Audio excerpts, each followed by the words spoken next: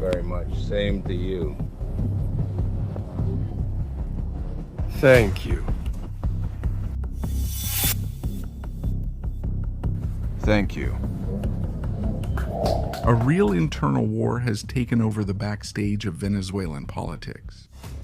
On one side is Nicolás Ernesto Maduro Guerra, Nicolasito, son of Nicolás Maduro, and on the other, Diosdado Cabello, Minister of the Interior and number 2 in Chavismo.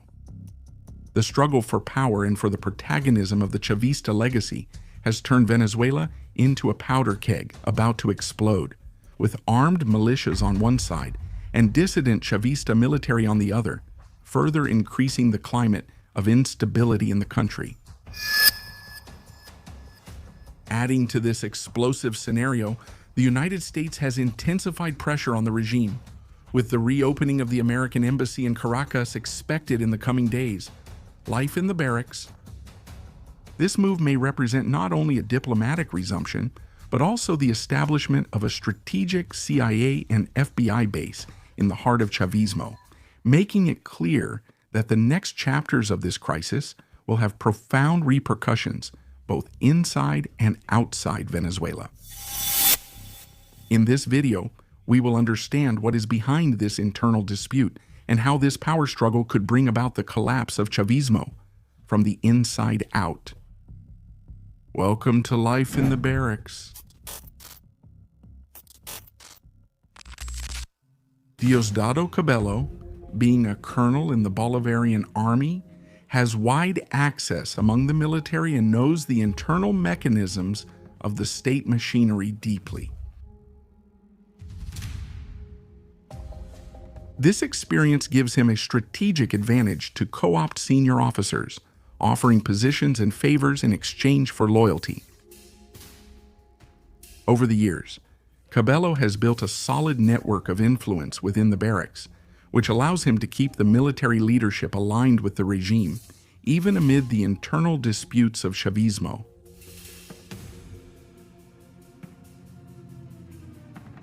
This strength of Cabello also serves as a warning to Nicolasito, who, despite being the son of the Venezuelan dictator up to that point, can be neutralized if he fails to consolidate his own support base. We are also a force in the country. The damage caused by the criminal attack, the terrorist attack against our people, against our homeland, against the electrical facilities. Cabello's ability to manipulate the military and political structure shows that, within Venezuela, the weight of hierarchy and experience can even outweigh the hereditary factor, making the situation even more unpredictable and explosive.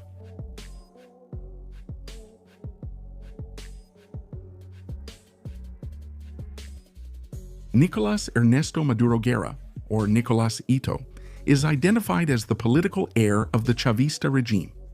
From an early age, he was introduced to public life alongside his father, Nicolás Maduro, and today he holds strategic positions, including serving as a congressman. Graduated in economics, Nicolasito, he carries with him not only the expectation of continuing Chavismo, but also the weight of sanctions imposed by the United States, which accuse him of involvement in corruption and drug trafficking. His rise is seen as an attempt to perpetuate the political legacy of the Maduro family, maintaining control over the structures of power within Venezuela. On the other side is Diosdado Cabello, a colonel in the Bolivarian army and considered one of the last representatives of the old Chavista guard. Always working behind the scenes, Cabello gained notoriety for coordinating operations parallel to the regime, including commanding militias and repressing opponents.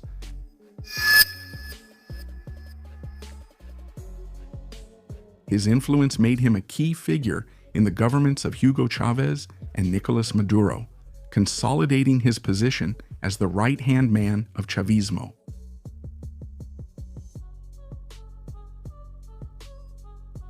The dispute between Nicolasito and Cabello reflects not only a struggle for power, but also a clash between generations within the regime, increasing the tension behind the scenes of Venezuelan politics.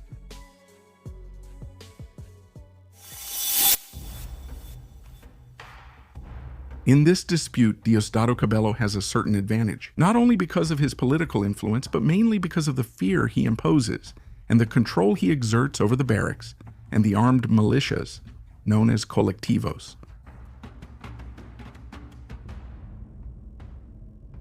His career as a hardline military man allowed him to promote allies within the armed forces and keep various politicians and authorities under his influence.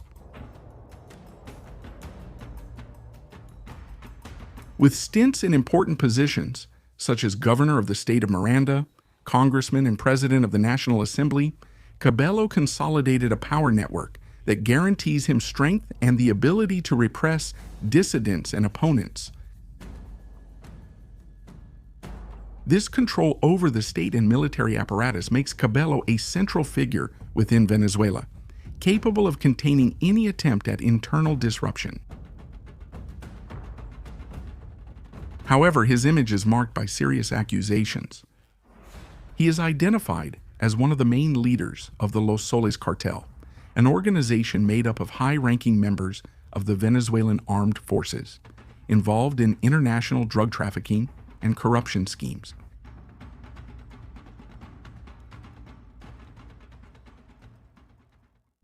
Because of these accusations, Cabello is on the United States State Department's wanted list, which offers a reward of $25 million for his capture. This situation puts him in a delicate position. While he is one of the most powerful men within Chavismo, he is also one of the most vulnerable to international pressure, making the struggle for power in Venezuela even more complex and unpredictable.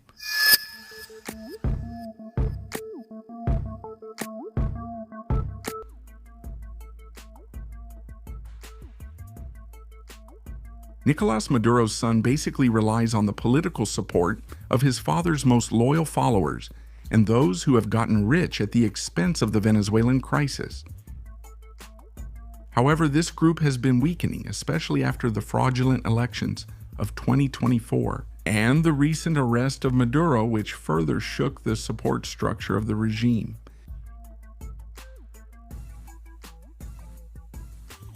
The situation is so chaotic that Cabello and Nicolasito don't even maintain cordial relations, avoiding even public greetings, which shows a deep rift within Chavismo.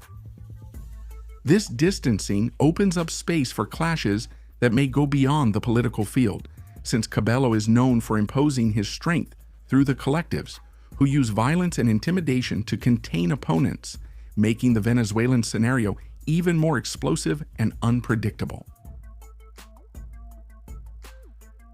But will Cabello be able to contain the advance of the American forces that are on his trail and the mercenaries who are seeking the reward for his capture?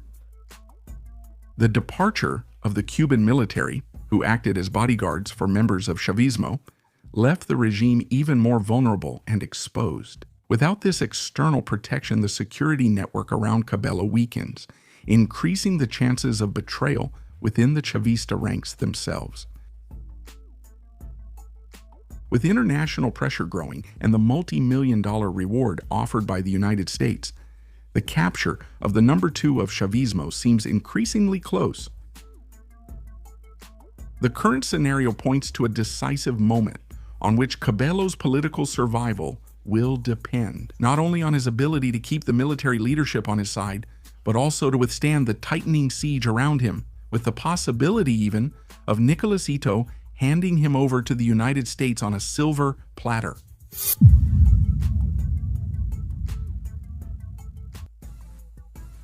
Here at Life in the Barracks, you stay up to date with everything happening in the military world.